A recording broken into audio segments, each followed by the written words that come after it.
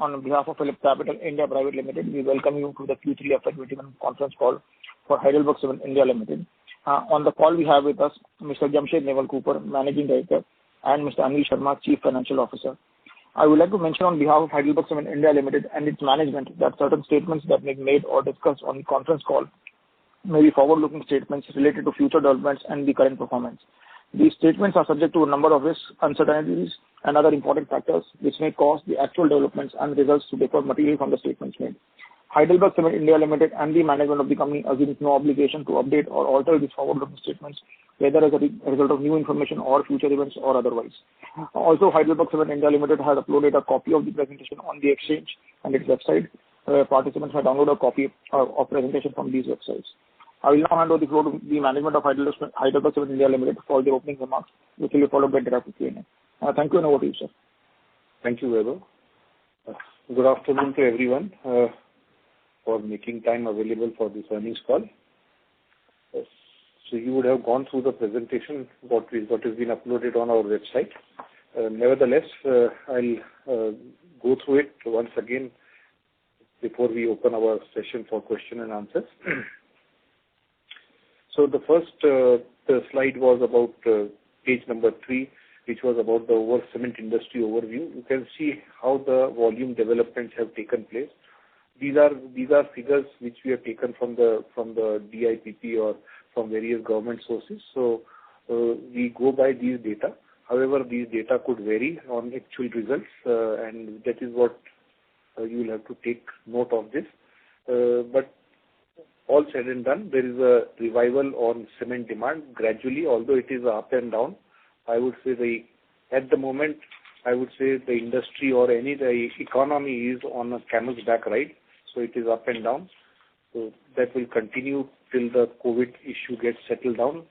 And as I say always, the Indian industry or Indian environment works less on figures but works more on sentiments. So unless the sentiments get positive, we will continue with this up and down situation. Coming to the slide number 4 of the page, where we have talked about our operational results. So you have seen that we have grown by almost 3.7% on volumes and price by 4.5%. On the gross revenue basis, it is close to 8.5% growth, which we have delivered. Volumes are recovering, especially in most micro markets, and things seem to be a little better. And as the government has announced quite a lot of measures in terms of impetus in the economy, the recent budget looks very promising. However, it has to be seen on the ground what is at the implementation stage, how we fare on that. Your company, HeidelbergCement India, is 100% blended cement. So on the sustainability part, I think we continue our trajectory and our growth, which is continuing with 100% blended cement.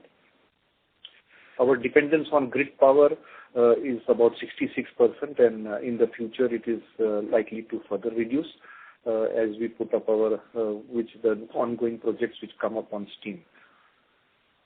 We continue to operate on a negative working capital, which you may appreciate because there is a cost of capital for every operation we do. So this is a subtle earning what you get the benefit of an organization. That means the risk is zero. You are totally covered against risk, and you are working with a negative working capital. So your financial involvement is virtually negligible.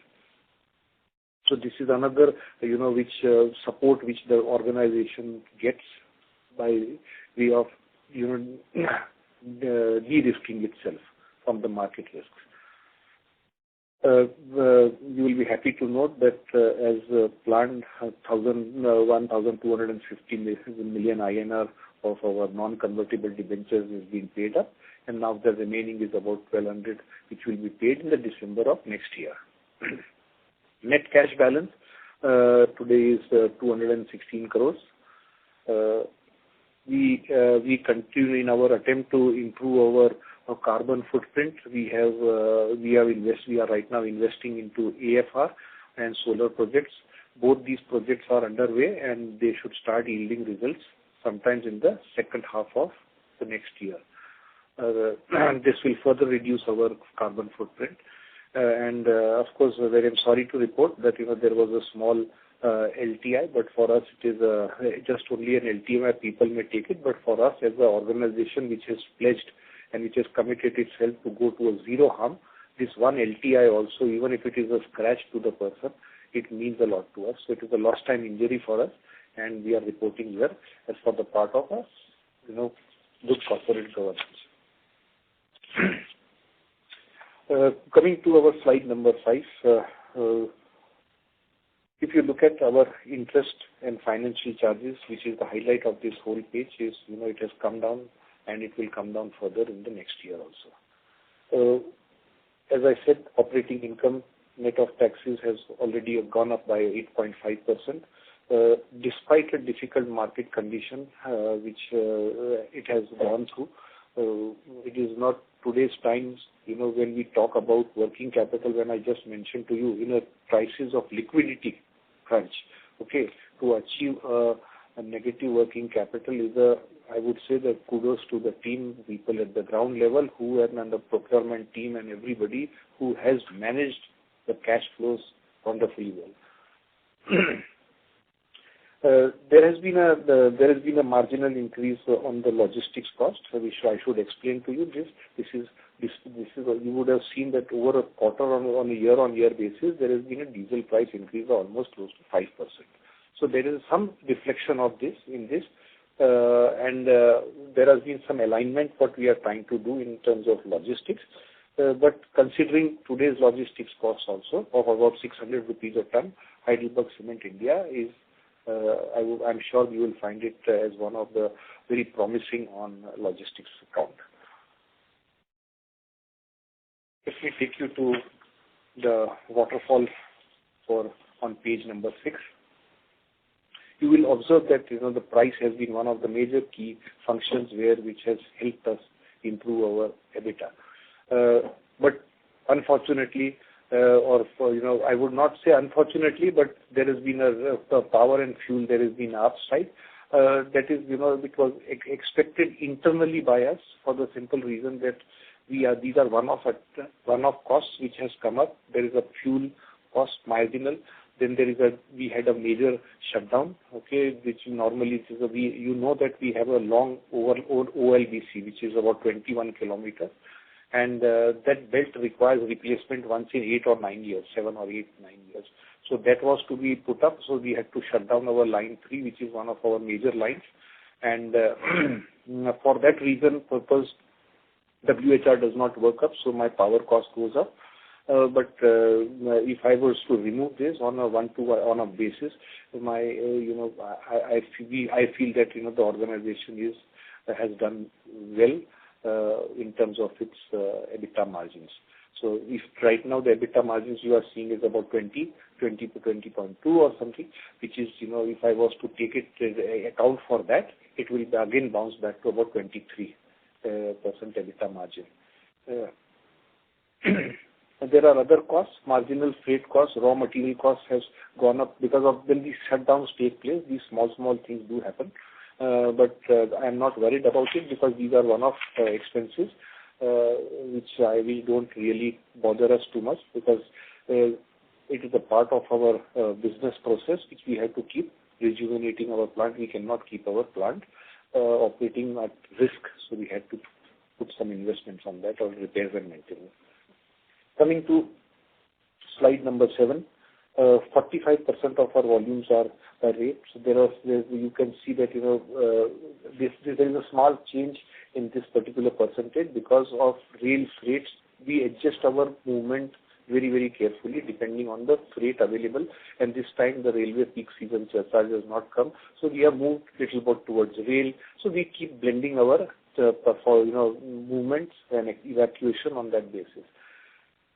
Now, it is unfortunate that today petcoke is costlier than coal on gigajoule basis, and this prompts us to again redesign and change our recipe of our fuel mix. So we are planning now to go 50-50, good future also, maybe little here and there, because despite, let me put it for the benefit of all of you, that we use coal in order to consume low-grade, this petcoke in order to consume low-grade limestone also. If you want to consume low-grade limestone, which is otherwise going to go waste and become a burden of disposal, and the mining department is not going to allow you at one fine morning. They will say, okay, you have to use a certain amount of land. So we are not doing selective mining. We are ensuring that while we are reclaiming land, again with mines closure one after the other, so we have to use this low-grade limestone also, and for that reason we have to use petcoke here. In my earlier slides, in my earlier sessions, I would have explained to you that by using a good mix, we have been able to extend the life of our limestone quarry by almost 7 years. So this is one major chunk. So we spend a little more here, but the long-term benefits are far more. Coming to our, products of which we call it as the premium products, we launched one product which is called the which you see in this beige color bag. This is a new product which we launched, and both the volumes of these combined is about 22%, which is a growth of almost 33% year on year.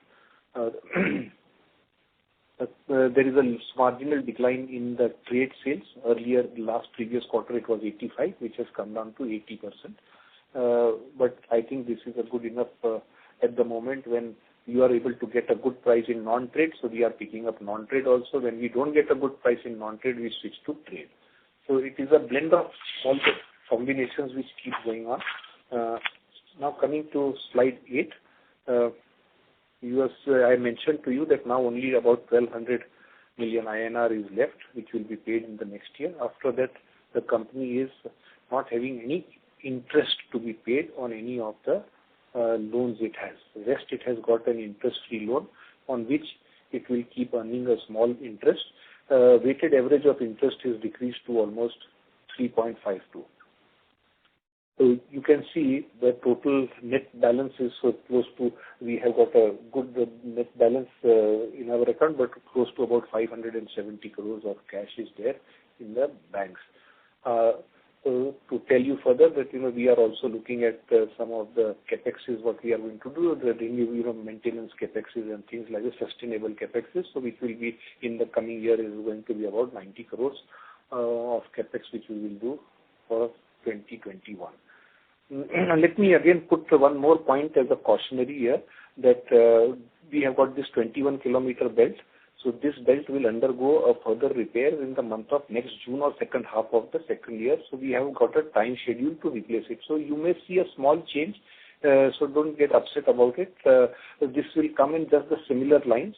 But I'm just cautioning that sometimes people think that, the results are bad. But these happen once in 8, 9, 10 years, and these will. So I'm just upfront cautioning that, some small amount will come here. About 3-4 crores rupees of things will come and impact this. And that time also when we have to shut down the line, it costs us about something like, because of this, about 8-9 crores. So if you have to add up, today also if you add up about 9 crores to our EBITDA, gross EBITDA, then you will see that, we have performed very extreme to your expectation, I suppose so. Coming to our environment and social ESG, we're talking about. You can see, where we are, where we compare ourselves, and our target is to reach below 500 much before 2030, and we are totally committed to get our carbon footprint well within, because we do not know when the government will bring a carbon cess tax, and then, we will not know what to do. So we have been investing over a period of time, so you may not see those big capexes with us, but small capexes we have been doing to ensure that the sustainability of the business, basically from the business sustainability, environment sustainability, we are scoring high. As I said, we are a 100% blended cement company. 40% of our WHRS power is contributed by WHRS, and we are putting up a 5.5 megawatt solar power plant. Ammasandra unit is almost full green power, is 70% of the power comes from them. Water positive, we are 5.2 times water positive, And we said, as I said earlier also, that we are monitoring the temperatures of our plant vis-a-vis 1 kilometer outside, and I'm very happy to say that from 2014 to now, we have been able to take a reduction of 1.2. So this is by ensuring a good hygiene factor within the plants, good environment within the plants. We are preventing any fugitive emissions. We are ensuring that the green cover is increased, and this is being monitored on a weekly basis. So there is these temperatures, we are very concerned about it, and the target is to reach 2 degrees lower, which is as per the Paris Protocol, that you got to reduce the global climate temperature by about 2 degrees over 1990 levels. So our contribution, we can do it as best in our own area, in our mines, in anywhere, and in the society. So to support the society, we have started, this Friends of Earth, where we put up now trees. These trees are geotagged on the website, and about 1,500 trees have been planted there. These are geotagged. There are far more. We have to yet to tag them because the details of those geotags are not available. So those are awaiting to be uploaded. So you will be happy to know that we have this Quarry Life program, in which we monitor regularly the bird life. Okay, and the bird life is being monitored by Bombay History Society also, and which is an independent agency, and the group auditors have audited it, and they found that there are about 117 bird species which are there, out of which there are about 5 or 7 of them are under the endangered species. So we are getting these birds also in our quarry life. So we are rehabilitating the quarries, whatever we are quarrying, and we are putting it back and giving it back to the nature. At our Narsingar plant, we are putting up a AFR project, and that should be commissioned somewhere in the second half of the year. Coming to corporate social responsibility, you can see that our spends on social responsibility CSR budget has increased. We did this Annam scheme during the COVID times, giving food to the underprivileged. National Award of Excellence we got under CSR for education, both for rural education too. And these are some of the pictures you see that of all the CSR activities we do.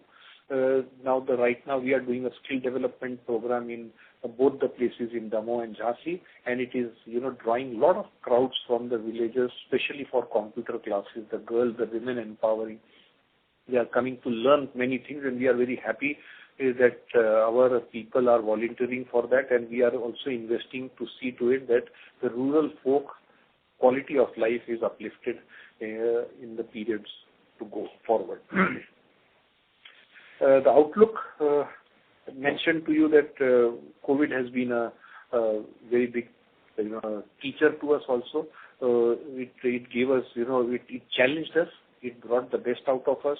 So I would say COVID has been a big teacher also to us. So despite all the turbulent weathers, we have learned many, many things, and we have matured far more to take on. If we can take on this pandemic, rest of the things we seem to be much more smaller. So we are much better prepared, much more versatile, much more, I would say, stable now. Demand recovery in the infrastructure we will see after this new capex starts going in, the government outlays. We're just waiting for some, a trigger for this mobilization of resources to take place. Nevertheless, we have seen a strong demand all this time in the rural housing. And this rural housing has kept us up because Heidelberg Cement India is more of a cement seller into rural markets. So we are focused most on the below class B tier and tier 1 to below tier 3, 4, 5. So that is where the strength is, where the retail is, and where the people respect quality also, and people pay the price also for the quality. The risk here is only of the hardening domestic fuel and the petcoke. As we speak today also, the petcoke prices are hovering around $115, and we may see further push up on that. But I said that, we have to find out ways and means to how to conserve energy and how to reduce our fuel. So we are working on that. We have taken up major measures to even now we will be studying our kilns and seeing that, which are the places where we can improve I think so this exercise will start now.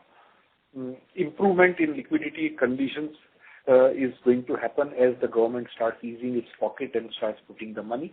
But in the last quarter and the quarter after the COVID period, we have seen the tightening of the fist at every level, and there was no money in the market. Despite that, we have been able to carry out our business with all the respect and giving due respect to our channel partners and our business associates. So combined, we have as an entity taken the organization and the society together to fight this COVID period and still to keep our business going on and keep our heads above the water.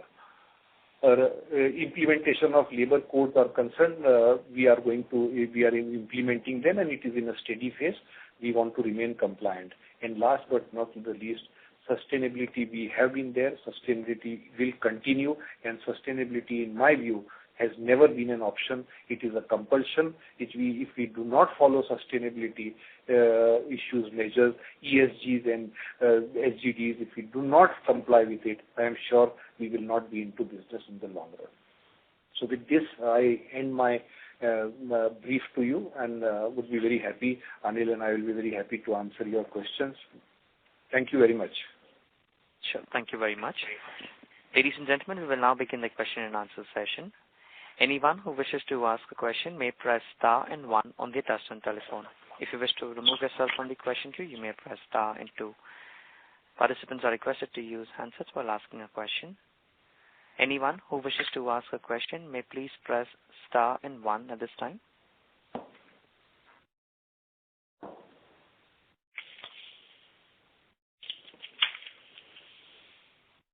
The first question is from the line of Chintan Sheth from Sameeksha Capital. Please go ahead. Thank you for the opportunity. Am I audible? Hello? Yes, you are audible. Yeah. Good afternoon, sir, and congrats for the decent set of numbers despite the circumstances. So two set of questions. One is on the recent MMRDA, that is mining bill, which now has allowed the mining lease transfer between the parties. Any thought process of the management, for the taking in sister concerns, Zuari Cement in our fold? That is one. And second is on the volume front. We are already at around 80% of the utilization this quarter. How do we see, medium-term growth looks a bit challenging given the capacity constraints. So any plans and thoughts, where are we in terms of greenfield plan we were discussing a couple of quarters back?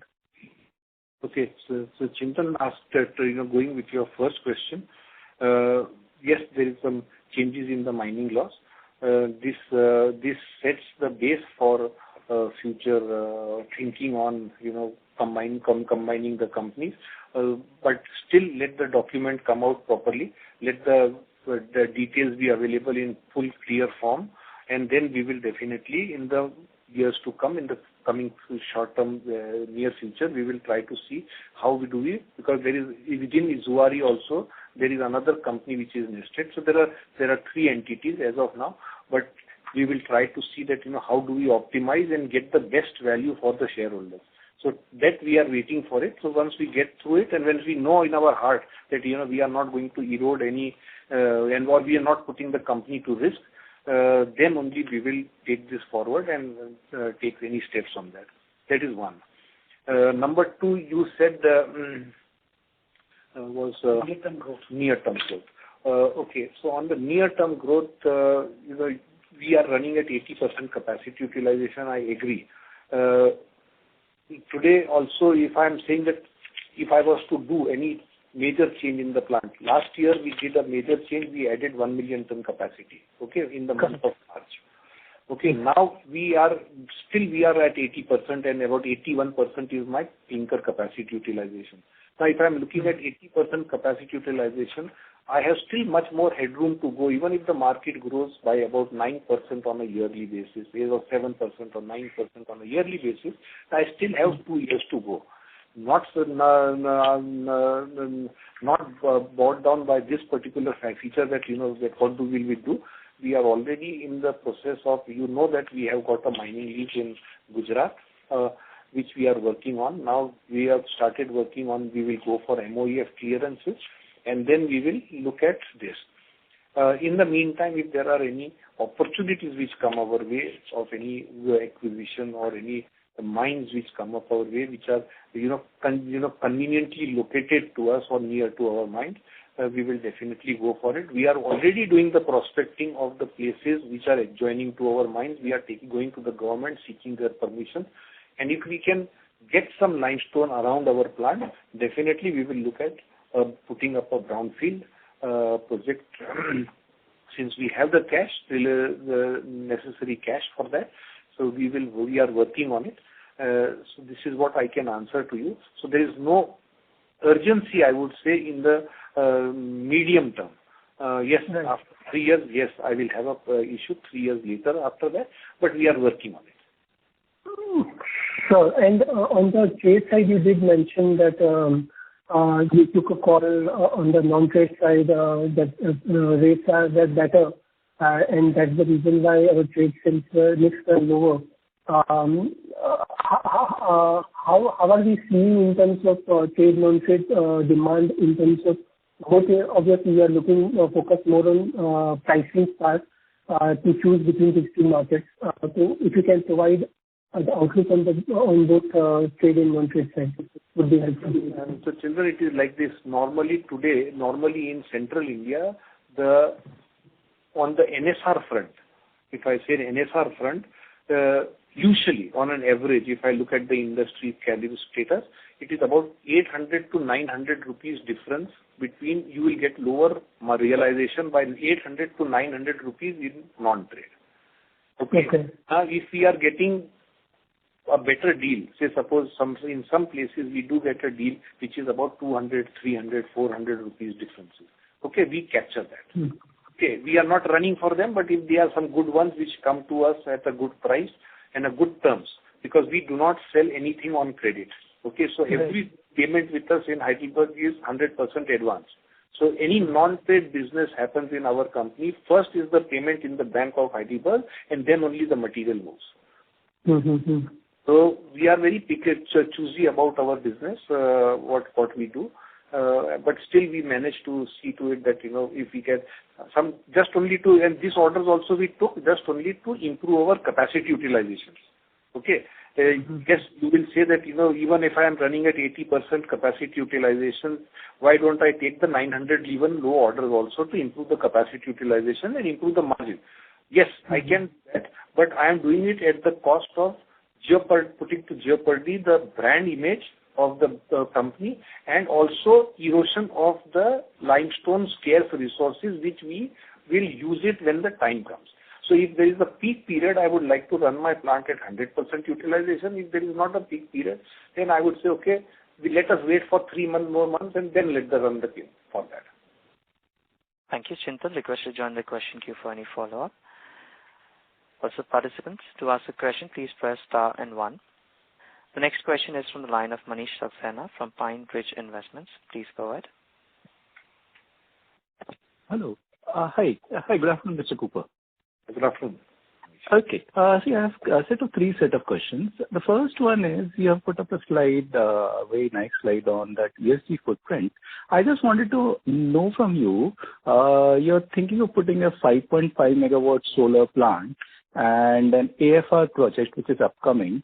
Could you tell us that how much do you think this will reduce the CO2 emission, which is currently at about 511, Do you have a target in mind, or yes, this is just... No, it is a target. We have a target of coming down below 500 by 2030. This is our carbon footprint roadmap. Okay. So this is a 2030 target, which it will move very slowly because we are already at a very low level than the standards which are there at the moment. Okay. So if you look at the Indian cement industry, it is cruising around 580. From there, we are at 511. So it is a big jump. After this particular point, it becomes, the progress becomes much and much difficult unless we go for some more, carbon capture technologies or things like that. So this will come down, but the target is that we have promised to the group, and our commitment is there on our roadmap that every year we will reduce some CO2 emissions. And this will come down significantly if there is a change in the law which allows us to add more fly ash into PPC, making of PPC. So we are very hopeful if that comes in, then we would be, touching it immediately. So this 11 kgs also I will be able to touch if I am allowed to add another 5 to 7% more of fly ash. And little bit of things which we do will come down to close to about 500 odd. Okay. And you were talking about a carbon tax. Is that a thing that has already started in some European countries or some other parts of the world? Absolutely right. And what would be that quantum? There it is about 30 euros. This 30 euros was the cost which they had put as on September announcement in Europe. Okay. And it is subject to revision. I think they will revise it in 21. And this 30 euros may go to 35 euros now. Okay. We are talking about it from the Europe point of view. Okay. Understood. My second question is on this repairs that you had to do on this conveyor belt that you mentioned about. So if I were to understand you right from the presentation, this was about 9 to 10 crores of capital expenditure which was expensed in the quarter. Is that the way we should think about it? No, it is not 9 to 10 crores. So this is the capex for this particular thing is the total impact of this, my plant was shut down for almost 25 years. I am taking out the cost on the cost base. The cost is the investment on that was a part of our plan. Okay, so that is not bothering me too much. Okay, it is a 3 crore. Okay, investment on the belt part. Okay. But if I put, my WHR did not turn out almost 3 megawatts, almost 3 million units of power. My plant was shut down. Okay, my fuel consumption went up during that period because I was running line 1 and 2. My line 1 is a very costly line in terms of fuel. It's a fuel guzzler. So, but that we do not operate it. We only operate it now maximum about 100 days in a year. This is our target, to keep it only lying low. Only when there is a certain spurt in demand, we run that and make extra cement and use it. If I add up to all these costs, it adds up to close to about 80 rupees to 100 rupees, between 80 to 90 rupees a ton was my impact because of this shutdown. Okay. Understood. And the final question is, your tax rate was low, slightly lower compared to the previous quarters. How much of the MAT credits is still lying with you for you to take it in the future quarters, Anil, it's like 75 crores. Manish, at this moment, we still continue the old income tax rate of 35%. And as on 31st December, we have around 70-75 crore rupees unutilized net. And going forward, we will continue using the old tax regime of 35% until we utilize this net amount. So we are expecting that maybe next 1 or 2 years, depending upon the profitability, this will be utilized. Till that time, the tax expenditure, you will see the tax rate in the range of this 33 to 35%. And thereafter, it will significantly reduce to 25%. Okay. But right now, it is 75 crores is the unutilized amount. As on 31st December 2020. Okay. Thank you very much. Thanks a lot. That's all. Thank you. To ask a question, please press star and 1. The next question is from the line of Simran Bhatia from SMC Global Securities. Please go ahead. Yeah, thank you for giving me the opportunity.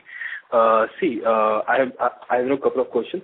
First of all, I want to ask that you have stated, you have just stated that your EBITDA margin will be bounce back to 23%. Can you state us in how much time it will be bounced back, whether it's in the short term or in the long term, means in the next 1 year? And Yes, Simran, the thing is what I was telling you, that even today, if I was to take off this one-off expenses and add up to this, then also I am at 23 only today. Okay. So, it is not that I am going to bounce back. I am already there had this one-off expenses not coming. Great.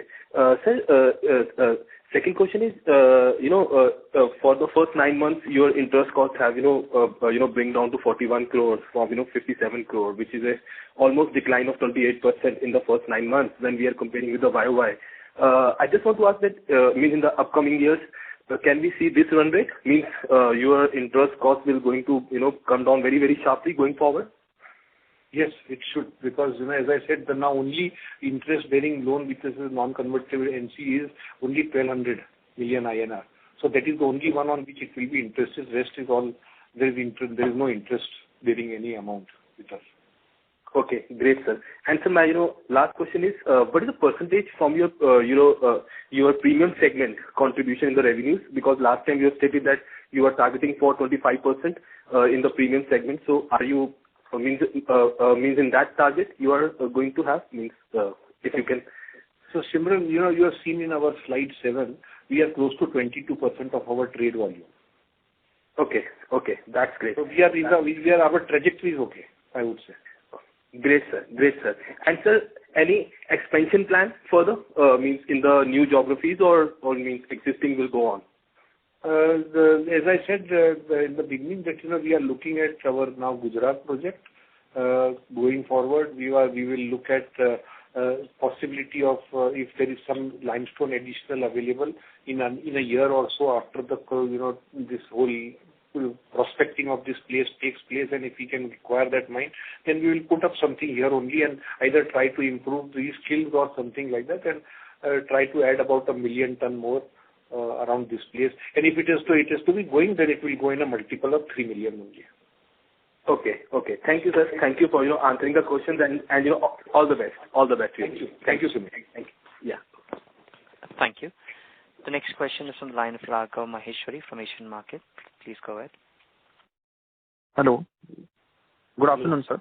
Sir, my question is, our number for the 9 months EBITDA per ton and the EBITDA in millions absolute number is very much lower as compared to our peer, even compared to 9 months on FY20 basis. What is the reason behind it? This is any geographical barrier to us, or otherwise the realization is our shifted the volume into the non-trade? No, this is, we are operating predominantly a central India player. So if you are comparing our EBITDA with all India players, then it is not a fair comparison. But sir, companies like Prisma and which are the operating in that area, their per ton is better from us, so that's why. So you take the last 5 years average, and then you compare, and then you see that you tell me that if we are lower than my total EBITDA earnings during the last 5 years, my revenue compared to any other company in this region, you will find the difference straight away. And sir, my question is, because the central and eastern UP is basically the market where companies are generating good realization as compared to other like North India. So that's why my question: why our realization year-on-year basis drop, because of the volume or something we are shifted to non-trade much from trade? No, we are not shifted at all from trade to non-trade. It is just only this month. Otherwise, we have been, if you look at my gross realization, it has grown by 2.5% over previous on a 9 months basis. Agar you will appreciate that there is increase in the realization during the quarter by 5%, and even if you compare the full 9 months, then also you will see the increase in the realization by 2.5%. Yes, sir.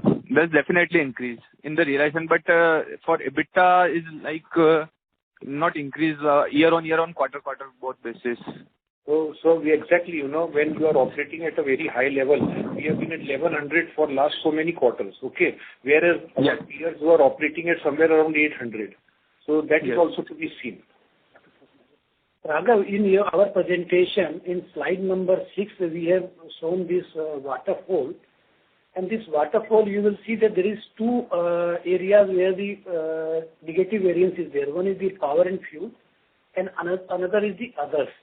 And what Mr. Cooper also explained in his opening remarks, that there is one-off item which happens only 8 to 10 years in the life of the company, where we replace this overland belt conveyor. It is the overland belt conveyor is the longest one, 21 kilometer, and both the sides put together, total size of the belt is 42.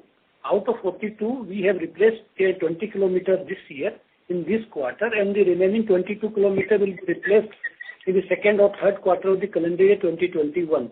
And during this 8 to 10 years time when the replacement happens, we have to take the longer shutdown of our largest kiln, which is from the fuel and the power point of view, the efficient kiln.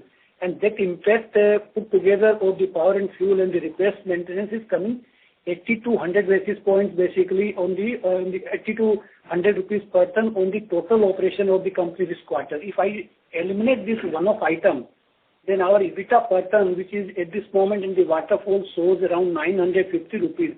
That will be 1050. This then is very comparable from the after eliminating the one-off item. And that we actually try to explain that this is the things which happen this quarter, and after 10 years and again it will come.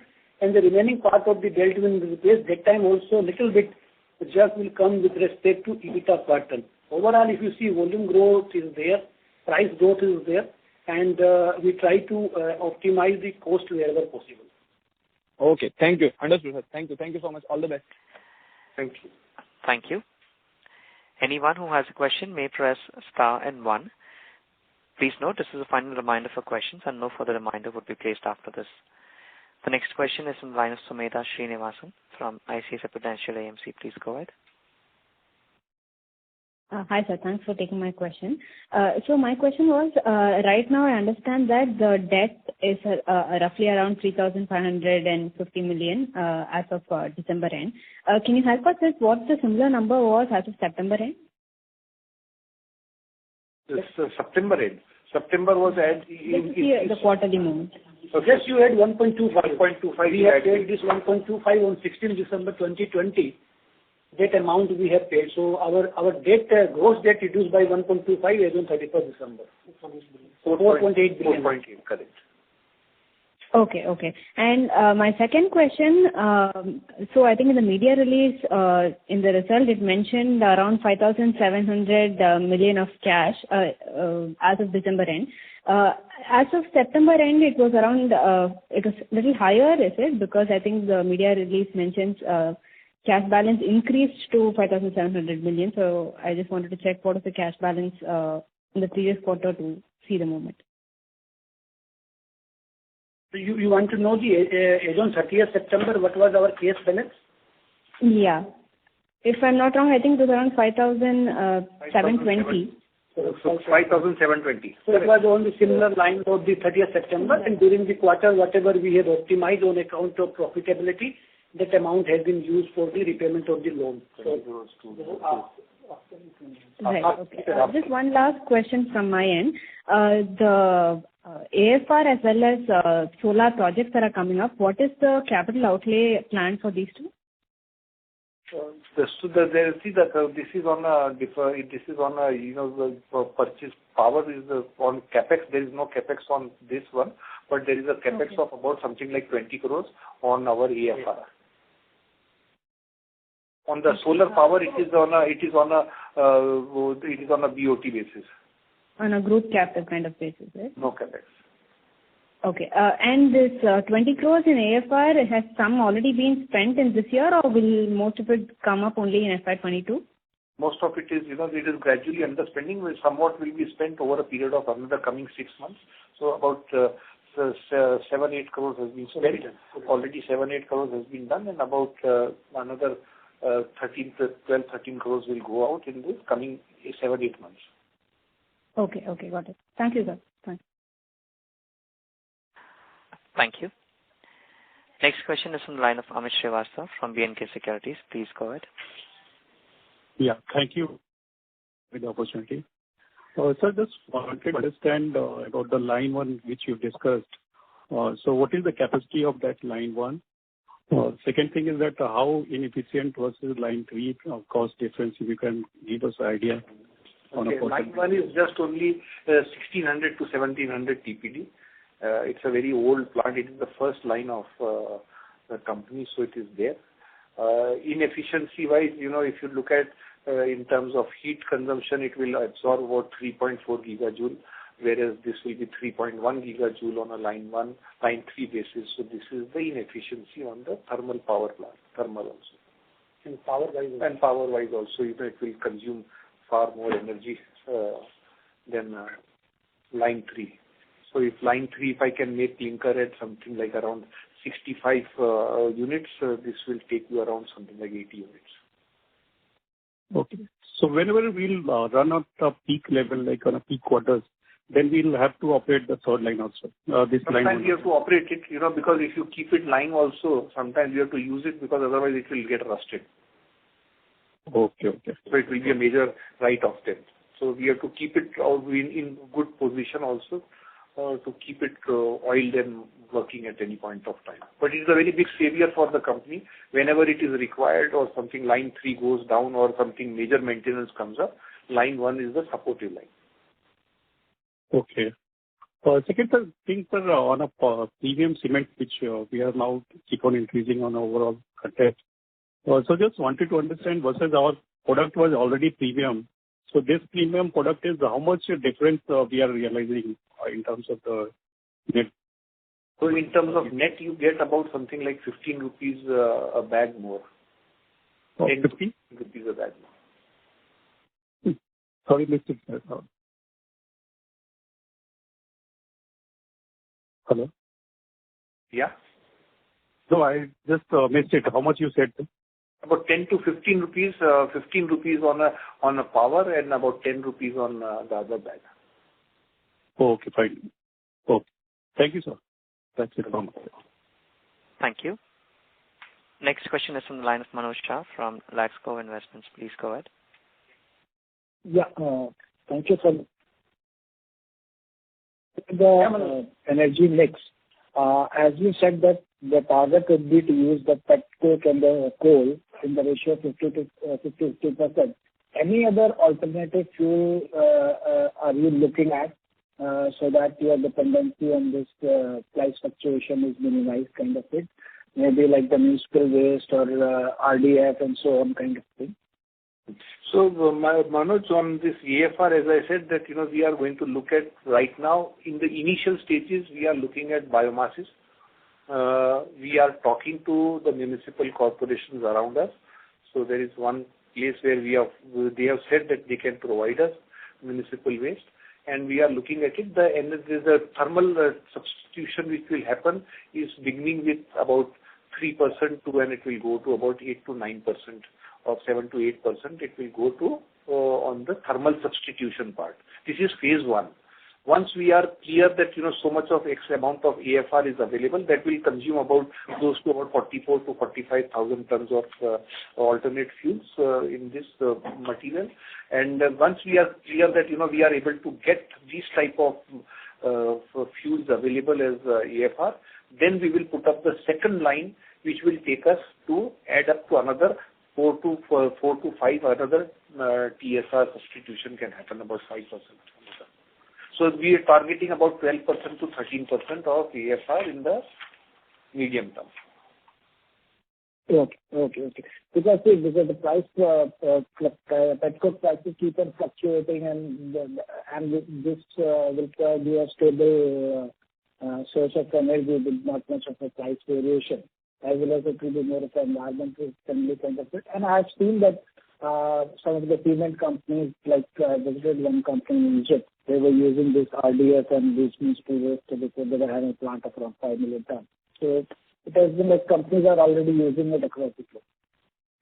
So Manoj, this AFR is not sometimes it becomes a costly affair also, but the advantage only of this is that on the sustainability side, it gives you a better footprint. Yeah, you can change the mix depending on which one is cheaper kind of it, and accordingly you can switch between the two. It's not easy. AFR business is not easy. it comes with a lot of pain. There is a lot of handling required. It is a very smelly waste. So you have to maintain a lot of hygiene factors while using AFRs. So it looks like it is very easy to say that, you put in AFR, but then AFR has to be having a certain calorific value also. You just cannot put up into the into a preheater area, into a calciner, something which you will diffuse the fire. It has to add up to the fire. Okay. Thank you. Thank you. Participants, in order to ensure the management is able to address questions from all participants in the conference, please limit a question to one per participant. Thank you. The next question is from the line of Amit Murarka from Motilal Oswal. Please go ahead. Yeah, hi. Thanks for the opportunity. Good afternoon. So I just had two questions from a competitive landscape point of view, one near term and one longer term. So near term, like what we have been hearing is that because of the mini rake scheme, some volumes are coming in from south and longer distances. So I just want to understand like what kind of an impact is it having on the regional demand supply pricing dynamics? So Amit, we are facing consistently the influx of materials coming from neighboring states. Earlier it used to be about 100,000 tons. Now it has reached to about something like 10 lakh tons of material is coming in. So from different states. But the demand of the state has continuously grown. So to that extent, we have been able to, the domestic players of this market have been able to balance their portfolio and continue their shares in the market. So it is a pressure there, but we can't help it. These pressures will continue. We have to continue to stay with our team of dealers, our channel partners, and keep our business going on. Okay, sure. Understood. Also, like in the medium to longer term, there seems to be quite a few new clinkers coming up in the region. So ACC, Ameta, and Ultratech is coming up. Plus, now even JK Cement has announced a Panna capacity. So, what do you think the competitive landscape will be, or will the region be able to absorb all these new capacities in a 2-3 year time frame? As I see, this market will continue to grow about, if I'm not mistaken, to be very safe also, it will 7 to 8%, 6 to 7, 8%, it will keep growing. This market should not have a problem, the central India. But most of the capacities which are coming out in the eastern part of this region, that flows into eastern side, okay, that goes to find its way into Bihar. So you will find that most of these capacities, if they come also in the eastern side, they will flow into Bihar and go towards the east, which is a deficit market. Okay, sure. Got it. And on your Gujarat capacity, any time frame which you are looking at to start work on it? So, Amit, we have started work on it. We are now in the process of filing our TOR, getting our TOR, environmental studies and things like that. That is, work has commenced. Thank you. The next question is from the line of Ritesh Shah from Investec. Please go ahead. Yeah, hi sir. Thanks for the opportunity. So just continuing to the prior question on Gujarat, sir, what are the timelines that we should look at over here? And are there any particular variables which will decide whether we are going ahead with the project or not? There is no question. There is no question on that. We are not going ahead with the project. We are going ahead with the project. We are on the process of getting our clearances. Environmental clearances take their own time. Okay. Sir, would it be possible to highlight the scope of the project, probable capital outlay and the capacity over here? You can say it will be about a 3 million ton plant to begin with. Okay. That helps. Sir, my second question is, how different is our distribution channel as compared to the peer set? Is it like it goes to distributors and dealers? The reason I'm asking this is one of our peer companies, they have started to sell material directly from the plant or from the depots. Is this something which is a common practice? How should one understand this, sir? There are two things in this, One is directly. The process follows like this, In cement industry, you have a warehouse, you have a dealer, and you have a retailer. Okay. I think Heidelberg was one of the early companies which has been into going directly to the retail also. So, virtually like Heidelberg, where the material is sold, okay, every salesperson knows about it. So we keep a record of each and every outlet. Although we do not enjoy a direct relationship with them, but we know where the material is sold and we have got a relationship at that level.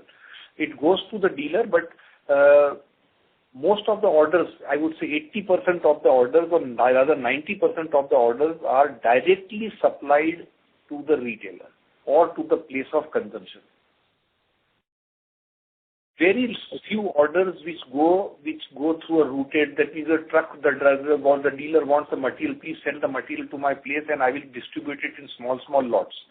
That is the only time the material goes, but if there is a truckload order or at least a half a truckload order, it directly goes and lands into the consuming center. In terms of our, you say that amount of our warehouse movement, we have certain places where we move only by rail. This is the only place where our cement passes through the warehouse. Otherwise, it is directly from the plant directly to the place of use. Thank you. Next question is from the line of Arijit Datta from Axis Capital. Please go ahead. Hello, sir. One question. Sorry for my ignorance here. You just mentioned that the conveyor belt of 21 kilometers is only half of the total 42 kilometers belt, where you are taking a shutdown once in an 8-year kind of thing. But curious to know that why we are taking it in 2 phases, because again a 20-day shutdown will happen in May, June. Why can't we do it together? Because opportunity cost is higher than the capex cost here.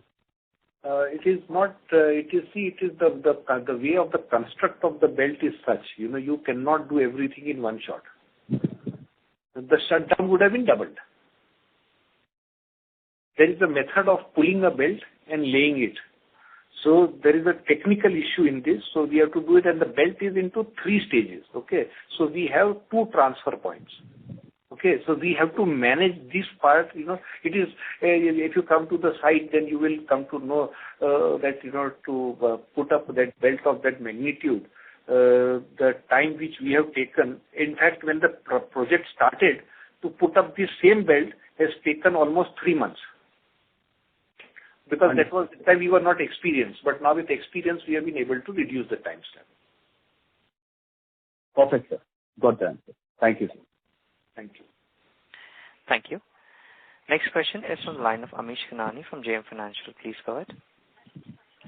Yeah, hi, sir. Sir, given our spare capacity and capacity utilization at the current point, is it possible to give us directional view about the growth next year? Maybe not in the quantum terms, but directionally. Will we be, and given our mix of trade and non-trade and the kind of demand that, is emerging post-budget, is it possible to give us some sense of directionally whether we grow better than the market or, we may not be able to participate at the market rate growth? Definitely. So Ramesh, I can only say that, we have grown a little better than the market trend, and we will continue to grow that way only. In terms of trade and non-trade bifurcation, it will fluctuate between, we have gone as high as 95% in trade also, and we have gone as low as 75 also. But now we have fixed up a certain that, we will try to remain above 80%. We will not go below unless the government demand is so good and you start getting orders at a very good price under non-trade. Then we can increase our non-trade and improve our capacity utilization. So this will be our way forward, but definitely the positive trajectory will only remain.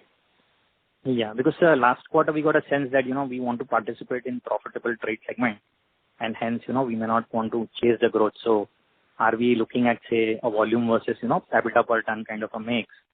How is so you're saying you will not shy away from taking growth from non-trade if it is reasonably profitable and reasonably profitable and comes to on our terms. Basically, there are in non-trade you have to sometimes people have to give also credit of 60, 80 days. Okay, we do not want to put our money into those baskets.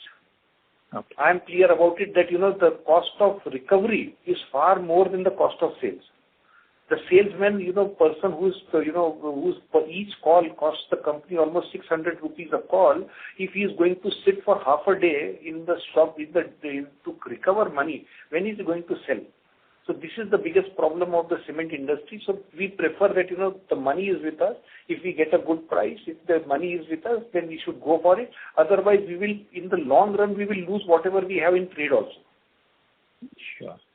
And sir, just as a related question, is the EBITDA per ton there is, say, between 800 and 1,000 or maybe below 800 and hence you don't want to participate? No, there is never an issue of, the participation of 800. When the markets are bad, we even participated at 800. See, it depends on the overall scenario of your basket. If your basket is loaded more on the 1,000 side plus or 1,100 side plus, then you don't mind taking a little bit on the lower side. But if your entire basket is coming to 700-900, then you start pushing yourself on the upper side. Thank you. Next question is from the line of Gaurav Rateria from Morgan Stanley. Please go ahead. Hi, sir. Thank you for giving me a chance. Two questions. Firstly, just to get a better understanding of the total market size which we cater to would be around 45-50 million tons annually, and roughly 25% of that is being catered by influx of material from other states. Is that a correct understanding? And secondly, you were mentioning last time about expectations of prices moving up post the festive season. Somehow it looks like it has not happened. Any particular view on that? Is the price hike getting delayed despite demand being pretty okay? Thank you. So Gaurav, to answer this, movement about which is influx of material, which is now become we cannot say even influx because these people have become now gradually common players in the market. So it is about 15% of the material comes from outside now, which were non-traditional players earlier. About 15% is from their side. 15, I would say maximum 20%. With respect to the other point you mentioned was, what was the other point, Gaurav? Sorry, I missed it. Sir, I said that you were indicating last time price hikes to happen. Okay, price hikes. Okay. So, the price hike has unfortunately been little delayed for the simple reason that, the winters were severe. There was a little bit of disturbance in the market on cash flow also. There has been a little depression also had come in the month of November. Okay, but December again saw up. January was a little softer. February is again looking up. Okay, so things like this, if we are going through, then I'm saying that prices. Anyway, for your information, we are already taken up small price increase in day before, which is gradual, and in the next weeks to come also we will start taking some small increases.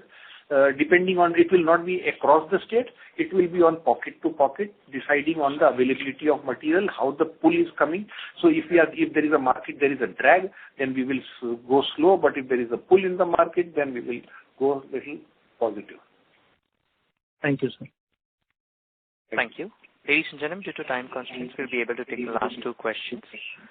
The next question is from the line of Kamlesh Bagmar from Prabhudas Lilladher. Please go ahead. Hi, sir. Thanks for the opportunity. Sir, just one question on the part of our limestone reserves which we have. So, as we have now better visibility on the mine side, so current reserves can suffice for how long, sir, given the current capacity which we have? About 27 to 28 years. Okay. And say the grade of reserves which we have, so would we be required to source some sweeteners from the outside, or it would be entirely met through the internal mine reserve? About 3.5 to 4% of sweetener we source from outside. Okay. And lastly, sir, I know that this question has been repeated many times now. So on the Gujarat side, what can be the timeline from now? Say, is it 3 years, 4 years? How long can we? What could be the timeline for commissioning of that project? See, everything depends upon, there are two things in a project which matter. One is the environmental clearance. Okay. That takes the maximum amount of time. Okay. Once that is through, then you have to go for land purchase, and then you have to start building the plant. So even if you acquire 20% of the land, once you get the MOEF clearance, then you start building up the plant. So, yes, it can take about 3 years. The 2 years so only, I don't think before 2 years we will get even the MOEF clearance. Thank you. We'll take the last question from the line of Milind Raginwar from Centrum. Please go ahead. Thank you, sir, for the opportunity. Just one thing is on the current clinker capacity will be around 3.75. Is that the right understanding, including Ammasandra? 3.5. 3.5. At Damo, or it is including Ammasandra? Only Damo now. Okay. So only Damo. Okay, sir. So I just wanted to understand, in case of whether when we were speaking of some buoyancy coming back in demand, we will be free to get clinker purchases in case we want to get higher cement to be produced? Or I'm not very sure whether you will get clinker. Clinker is not a tradable commodity these days. People don't want to sell clinker. But Milind, you will appreciate that this 3.5 million ton capacity is sufficient at this moment, and at the same time, last time we explained that we are working for some debottlenecking on the clinker side, some small debottlenecking. That also will support a little bit on our clinker availability. So we don't foresee that, okay, for the purpose of 5.75 million ton, our grinding capacity, we need to have clinker purchased from the outside. Okay.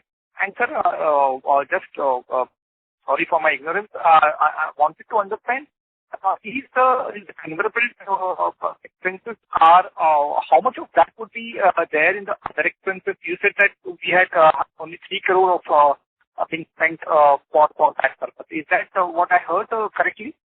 Yes. That's right. So the other expense increase that we see in the quarter, whether sequentially or on a year-on-year basis, is attributable to any specific thing, sir? Apart from fuel and other maintenances which has gone up during that period, because when the line was taken for shutdown, we did a lot of some maintenances also. And Milind, this 10 crore rupees, you are referring to this 10 crore rupees increase in the other expenditure as compared to corresponding quarter of last year. Is that question? No, I am looking at it from from a percentage perspective, probably yes, it's about this. But then, in terms of the volume, we are more or less there on. I just wanted to understand, 3 crore is knocked off there, so yes, maybe that. So you are right that there is the increase of the 10 crore rupees in other expenditure. But this other expenditure includes all the kind of repairs, maintenance, stores consumption, administrative cost, as well as the handling cost for the cement and clinker. So volume increase during the quarter of around 4%. So that also we need to factor to arrive the real increase of the other expenditure. And on top of that, this 3 crore rupees of the repairs maintenance in addition to that. That also part of this 10 crore rupees hike. Okay. Right. Understood. Yeah. Thanks for this. Thank you. Ladies and gentlemen, due to time constraints, that would be our last question. I now hand the conference over to Mr. Vaibhav Agarwal for closing comments. Thank you, and over to you, sir. Yeah, thank you, Aman. On behalf of PhillipCapital India Private Limited, I would like to thank them and HeidelbergCement India Limited for the call, and many thanks for participants joining the call. Thank you very much, sir. Aman, you may now conclude the call.